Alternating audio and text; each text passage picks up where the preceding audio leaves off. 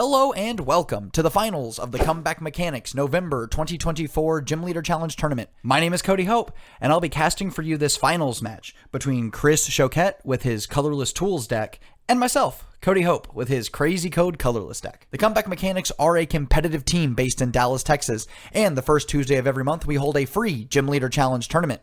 We are a grassroots DIY team centered on people using their real-life job skills to make cool stuff, and this video content is a new endeavor for us. Speaking of which, it's actually our second take of the finals, as we had our camera die mid-game, but that's probably for the best, as Chris's prizes were absolutely abysmal. So here's to a better game 2. So again, thank you so much for everybody who watched our first tournament finals video last month, and for those of you who liked the video and subscribed to the channel. Because of your support, for the first time ever, this free tournament has prizing thanks to the generous support from Leaf Bracer Collectibles. Leaf Bracer is a new family-owned store in the Pokemon TCG space, selling both singles and sealed product in English and Japanese. Visit leafbracer.co to check out their latest Surging Sparks products. Thank you again to Leaf Bracer. On to the matchup now, and here's a little bit about these players as we get started. Chris is on the right, and he is seeking his second win of the tournament. He's a great standard player as well, taking Day 2 finishes in last season's San Antonio Regionals, as well as NAIC. Cody is on the left, chasing his first win for this tournament, but he had quite a run last standard season, coming up just 2 points shy of a World Champions invite. He had 4 Day 2 finishes, with his best being a 26th place at Peoria. So, as we've gotten started here, Cody has started on the Kangaskhan, and he's benched Porygon and passed. Not the best start for this deck, as the entire archetype is kind of based around Porygon Z, which has that Crazy Code ability, which is a bit of a rain dance for normal Pokemon. He does have the Porygon Z in his hand, but this is not quite the setup you want, as with the addition of the Fan Rotom, you're really able to get out a lot of your evolving Pokemon, as we are playing quite a few, including the Slacking, which has that lazy ability that shuts off abilities. So, an uneventful turn 1, but I think he has enough in his hand to get a better turn 2. Going over to Chris. Chris has one of the best starts that you could want, the Guzma and Hala. Off of the Guzma and Hala, we're getting Artisan, U-Turn Board, and Jet Energy. Fan Rotom still plays a role within Chris's deck, being able to get some of the important support Pokemon, namely the Squovit, the Bidoof, and the Bunnelby. We see the Artisan being played, getting Snorlax, which is the focal attacker in both of our players' decks. That Thumping Snorlax is just such an insane Pokemon, being able to knock out most things in the format. We see that Chris has played a town map, and there doesn't seem to be anything too crazy in the prizes. The Oranguru is in there, which is part of the core draw engine. Chris is on the Squovit Oranguru Barrel package, so the goal is to turbo through the deck and trying to find key supporters, namely Mela, which accelerates the fire energy. So you'll see that Chris is playing 3 fire energy within his deck, and we do see the U-Turn board here. I thought that we would be going for a turbo energize with the Bunnelby to get 3 to 4 energy onto the Snorlax. However, I don't know if you were able to see it, but Chris did have quite a few fire energy within his hand. So the Turbo Energize actually doesn't get that many energy into play. So instead, he has decided to just attach Gift Energy to the Fan Rotom and hit the Kangaskhan for 70. Back over to Cody. We bench the Minccino and are using the Artisan to search the deck. And again, if you remember from last video, we have a special house rule called a Matty Map, where the first time you search your deck, you can take a peek at your prizes. Again, singleton format, and just kind of helps speed up the pace of play here.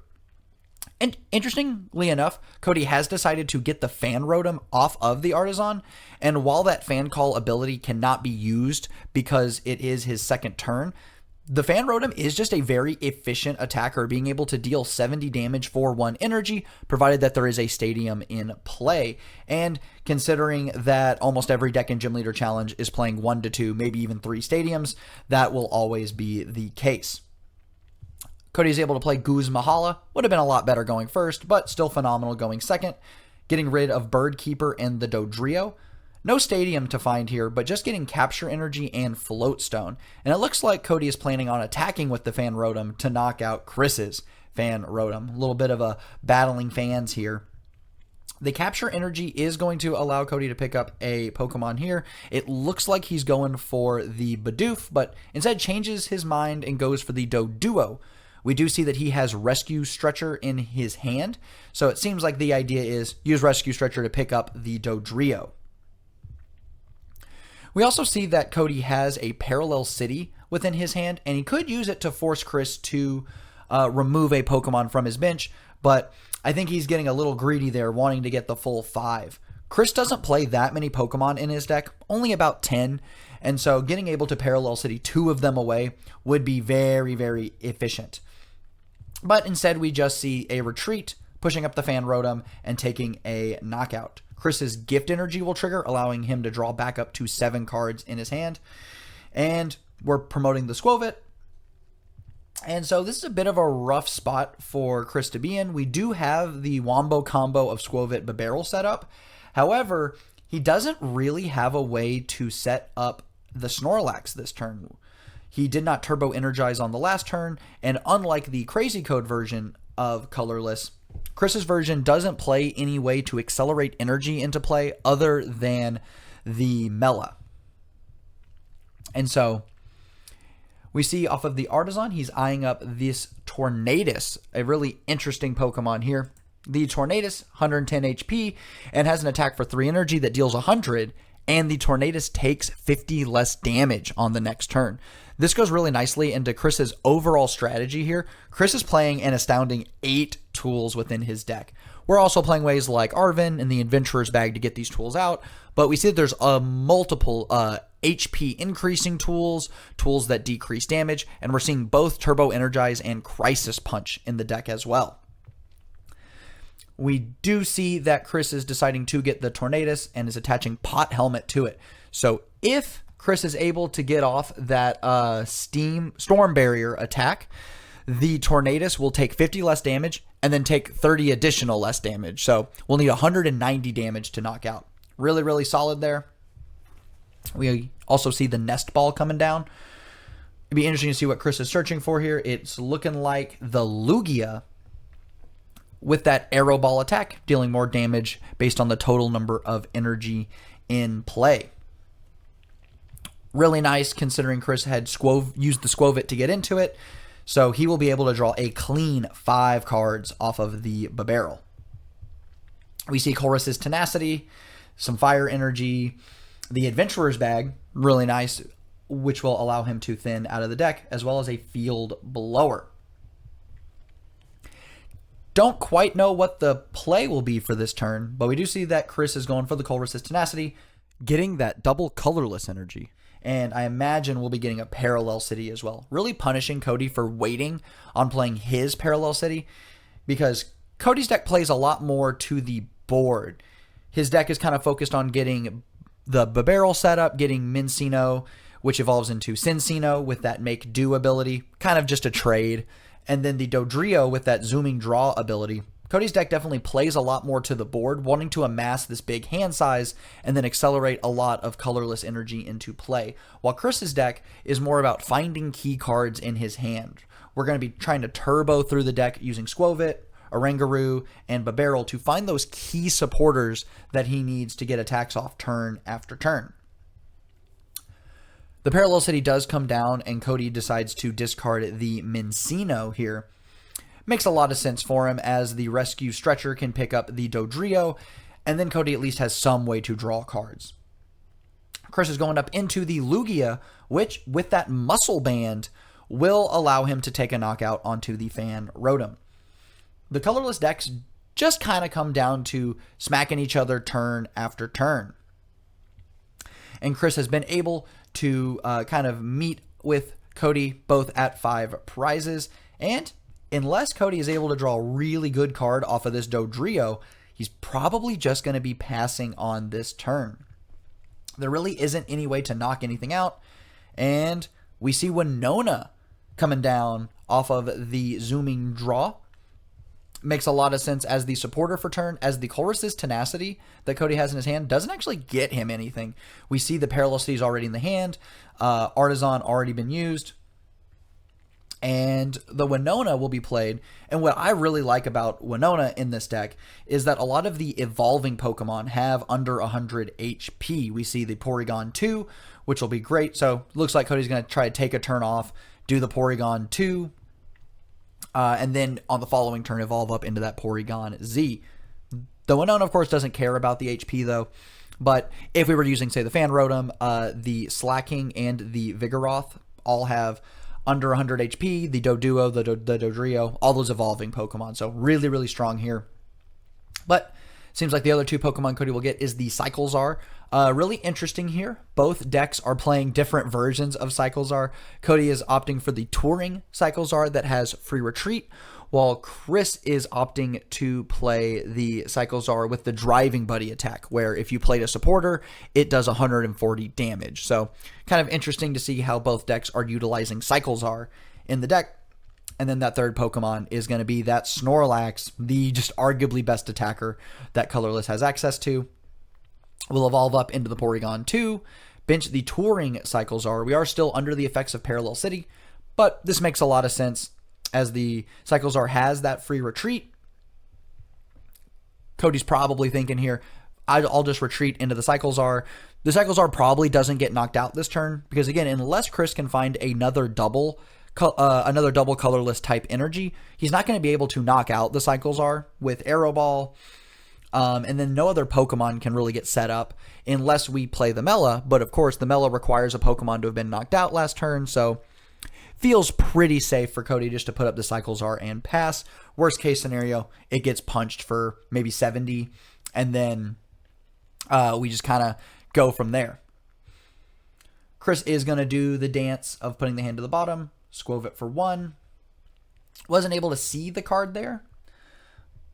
But looks like we weren't able to play it. I see. It was the special charge. No real colorless energy that we're thinking about recycling just yet. The barrel drawing 5. Lost City, pretty good considering Cody's deck is reliant on those evolving Pokemon. So like a Lost City knock out the Porygon 2 could just be end of the game. We see the Guzma being the supporter for turn, and we're pulling up the Kangaskhan, and then going back into the Lugia. That Arrow Ball is dealing 60 damage right now, which is enough to knock out the Kangaskhan. Again, Chris is kind of accurately sniffing out that the best way to win this game is just to take knockouts turn after turn. He could damage one of Cody's other Pokemon, namely like pulling up the Porygon 2 and hitting it doesn't seem too bad. But considering he cannot knock out the Porygon 2, it just makes a lot more sense to take out the Kangaskhan. Back over to Cody. He is able to evolve up into the Porygon Z, the namesake card for the deck. And then we're going to use the Zooming Draw to draw a card. He gets the Buddy Buddy Poffin, but considering our bench space, his bench space is still very limited, he's just going to bench the Snorlax. Rest of the hand doesn't look great, so Cody decides to play in, giving both players a fresh hand. Cody will be getting 5 cards, and Chris will be getting 4. Now that Cody has the Porygon Z set up, really his whole goal now is just to kind of turbo through the deck and kind of make use of some of these excellent attackers. Off of the 4 cards, we see exactly what he needs. The counter energy is online right now, so Cody will be able to take a knockout this turn using Crazy Code to accelerate draw energy onto Snorlax, allowing him to draw a card. And then the counter energy comes down. That's a big 3 energy. So Thumping Snore does get to take a knockout this turn. We also see Cody was able to find the Field Blower, getting rid of the Parallel City and the Cape of Toughness on the Snorlax. He doesn't seem to be too worried about the Pot Helmet, But a Snorlax with 200 HP will be pretty difficult to knock out. Cody then plays his own Parallel City, which hits just a little bit harder. Chris is getting rid of the Tornadus. And that Thumping Snore comes down for a knockout on the Lugia. And how fortuitous. He is able to roll double heads, and that Snorlax will wake up. Cody also has the Guzma in his hand, which will be really great in case that Snorlax does not wake up. And Chris's hand, not looking awesome here. He does throw down the Lost City, being able to bump Parallel, so Chris will be able to fill up his bench again. Attaching that Turbo Energize to the barrel. Seems like just to get it out of play. Oof. Chris does get the Hisuian Heavy Ball, but however, an interesting interaction with Town Map is that Hisuian Heavy Ball does say to look at your face down prize cards. And since Chris has flipped his prize cards face up with the effect of Town Map, that Hisuian Heavy Ball actually cannot be played and will not be able to be played the rest of the game. The rest of Chris's hand doesn't look too great. There's an escape rope in there, and it seems like he's just going to retreat into the Cyclezar and passing, kind of feeding it to the Snorlax here. Cody's able to continue to draw cards with the Dodrio. But in the event that Chris is able to answer this Snorlax, Cody will be in a bit of trouble. He doesn't have a lot of draw power on board, and the only other attacker that he currently has access to is that Dodrio. We see he's thinking about the Guzma here. And yep, we are pulling up the Babarrel. The draw engine that Babarrel has, really important to the kind of turbo fire-based normal decks that are using Mela, because again, the whole point is to kind of turbo for those key supporters. And so taking out the Babarrel will be huge for Cody here.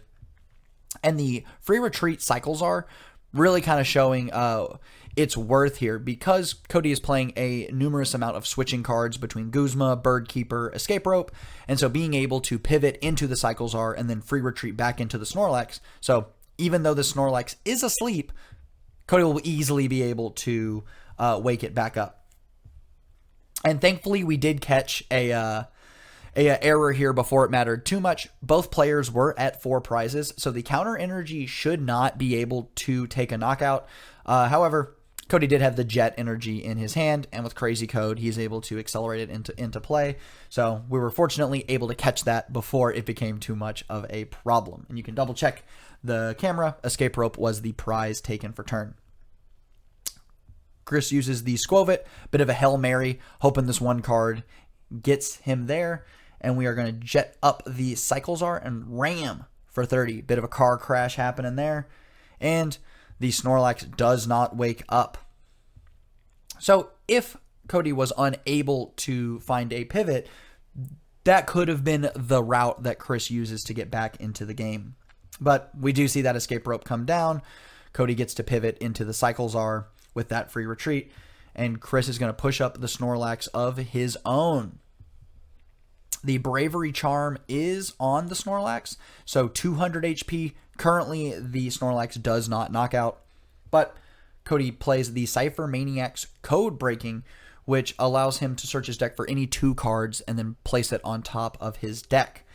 This card kind of functions almost as a second teammates, because typically this deck likes to get Cincino into play, which has that Make Do ability to discard a card and draw 2. So normally that would be the play, to go Cypher Maniac's Code Breaking, put 2 cards on top, and then Make Do into those cards. Right now, Cody does not have the ability to get both of those cards this turn, but with the Dodrio, he is able to draw one of them. So we see Cody gets Muscle Band and Versus Seeker. Seems like the idea here, put the Muscle Band on the Snorlax so we can knock out the opponent's Snorlax even through a Bravery Charm. And then with Versus Seeker, he will be able to get back a supporter for the next turn, as Cody's hand does not look super great. And the Versus Seeker gives him a little bit of flexibility, so depending on what Chris does with his turn, Cody can then better select what supporter he would like. That Thumping Snore does knock out the Snorlax, and it will not wake up. But Chris's Lost City is coming back to bite him just a little bit. Now that the Snorlax is in the Lost Zone, he will not have access to it for the rest of the game. He does Nest Nest into Marnie, though, which is fantastic. Cody will get 4 cards. Chris will get 5. Cody also gets that Versus Seeker that he previously stacked on top of the deck. So does allow him to kind of just do whatever he wants on the next turn. For Chris, he's able to play that Trainer's Mail to go searching. And I'm not quite sure what we are looking for here. We do still have access to the Bunnelby, which is very, very interesting because Chris is playing that TM Crisis Punch, which has the attack that does 280 damage, but you can only use it when your opponent has one prize card remaining. So there is a world where Chris is able to get the Bunnelby out and use Crisis Punch twice in one turn, taking 2 big knockouts. And with Lost City present, it's possible that Chris could take out the Snorlax as well as a second attacker. And if Cody's unable to get out of it, then Chris could come back into the game and take a very, very fast victory. He will play the Rescue Stretcher to get that Bunnelby back. Seems like that is the play. And then the Night Stretcher will be getting the Fire Energy to put onto the Bunnelby. So now, if Chris is able to find a double energy, he will be able to use that Crisis Punch multiple times. He's going to retreat back into the Cyclozar again, and we'll see another Ram for 30. And will he? The Snorlax, unbelievably, is able to wake up twice in the span of one game. And this is where we really see the strength of Snorlax as a Pokemon. It just has a lot of HP. It one-hit KOs most things in the format. And once it's set up, we've seen that unanswered, it does just take over the rest of the game. Cody draws, plays Buddy Buddy Poffin, getting the Slackoth to put down. And it looks like he's eyeing up the Bidoof. Just trying to kind of guarantee that no amount of hand attack should stop him from being able to close out this game.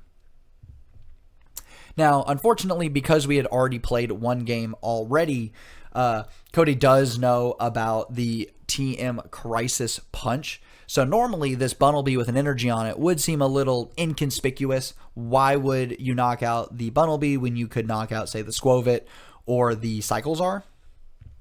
But because Cody knows that that is probably what Chris is going for, he decides to use the Versus Seeker to get back the Guzma.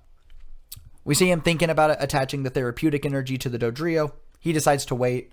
I think the idea being is if the Snorlax is asleep, we can wake it up. Or if we knock out the Snorlax, we can then put it on the Dodrio, take a knockout with it. So a little bit unfortunate that the information gained from our game one kind of comes into play here at the end, but could also probably suss out why would we get back the Bunnelby if we did not have a plan for it.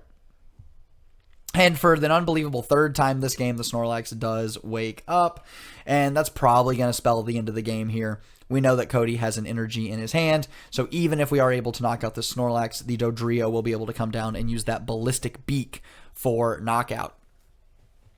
That is something that I really love about the Dodrio, is that this whole game, it's just drawn Cody a ton of extra cards, drawn him 5 extra cards, and then at the very, very end of the game, he's able to slam down an energy onto it and then use that Dodrio to knock out, again, probably anything in the format. Dodrio can hit a massive 300 damage. But Chris is going for the Versus Seeker, gets back Guzmahala, pitching Tag Call and a Crisis Punch. And we see that he gets the Fighting Fury Belt as well as Powerful Energy. So the Fighting Fury Belt could help the Cyclozar stay alive here. Does push it up to 260. And we will see the Driving Buddy come down for the Cyclozar, which will knock out the Snorlax. We do eventually knock it out here. But unfortunately, as we saw, the Dodrio has enough damage counters on it that even with the Fighting Fury Belt, Cody will be able to knock it out, even with the Powerful Energy. We see the zoom and draw being used, just in case. Cody is notoriously quite bad at math, so just want to make sure that he does not blow it here at the very end and snatch defeat from the jaws of victory. And that does wrap up the game there. Definitely a much better game overall. That game just kind of came down to who was able to find their pieces first. Chris was never able to find Raihan or Mela. Those cards were never ever able to be played. The fact that the TM Turbo Energize wasn't able to be played at the beginning of the game really made it where Chris was on the back foot once those low energy attackers were being used. And then for Cody, he was able to get his Porygon Z out. So as long as he was able to kind of churn through the deck, he was always able to set up another attacker. And we saw the Snorlax take over the game after that happened. But overall, a very, very great game. And once again, I would like to give a huge shout out to Leaf Bracer Collectibles for sponsoring this tournament. Leaf Bracer was able to give us several booster packs as well as an Elite Trainer box that was able to be some excellent prizing for this event. So Once again, thank you so much for watching. We have more video content on the way coming for you soon, so be sure to stick around. And with that, my name is Cody for the Comeback Mechanics, signing out.